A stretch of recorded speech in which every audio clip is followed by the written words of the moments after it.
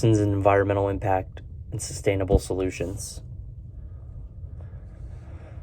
On April 20th, 2010, the Deepwater Horizon oil rig, located approximately 41 miles off the coast of Louisiana, experienced a catastrophic blowout.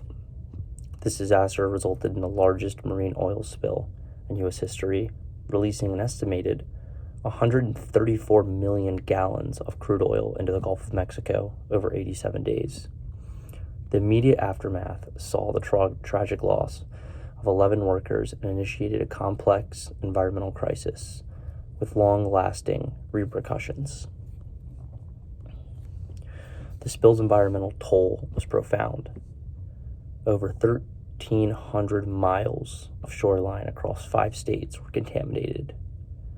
The oil devastated marine ecosystems, killing thousands of marine mammals and sea turtles, impacting populations that will take decades to recover.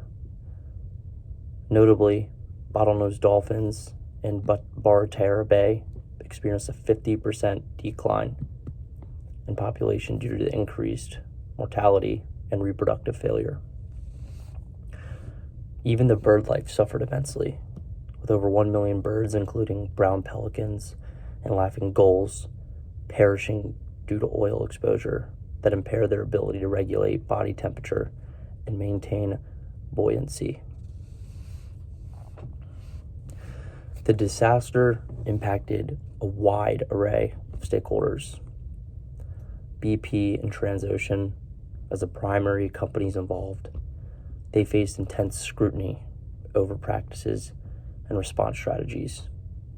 The local communities, such as the fishermen, tourism operations, and residents along the Gulf Coast, suffered economic loss and extreme health issues.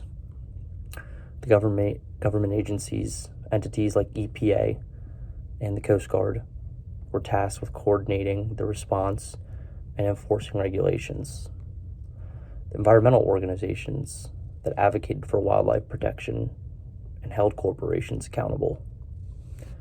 Decision-making during the crisis involved complex trade-offs between economic interest and environmental protection. The use of chemical dispersions like Corexit aimed to mitigate surface oil, but introduced additional ecological risks. Traditional ecological knowledge played a crucial role in understanding the spill's impact. Indigenous communities, such as those in Grand Bayou, Louisiana, relied on generations of environmental understanding to assess damage and guide restoration. Their insights into local economies and local ecosystems provided valuable perspectives, often overlooked in conventional scientific approaches.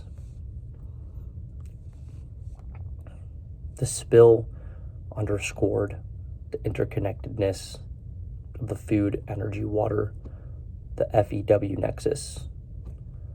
Fisheries collapsed, water sources were contaminated, and energy production faced setbacks. Ecological economics emphasizes valuing ecosystem services, highlighting the true cost of such disasters extends beyond immediate financial losses to include long-term environmental degradation and public health impacts. In response, over 300, yes, I said 300, restoration projects have been initiated, totaling in over $5.38 billion in investments.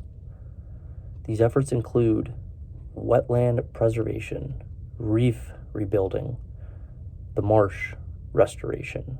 However, challenges do persist. A flagship $3 billion land building project in Louisiana has been paused due to concerns over its ecological and economic impacts. Sustainable solutions require TEK enforcing strategic safety regulations and adopting an ecological economic framework. to ensure that environmental costs are factored in decision makings. The Deepwater Horizon disaster serves as a stark reminder of the delicate balances between industrial pursuits and environmental stewardship. By learning from this event, embracing diverse knowledge systems, and prioritizing sustainability, we can work towards a future that honors both economic development and ecological integrity. Thank you so much for joining.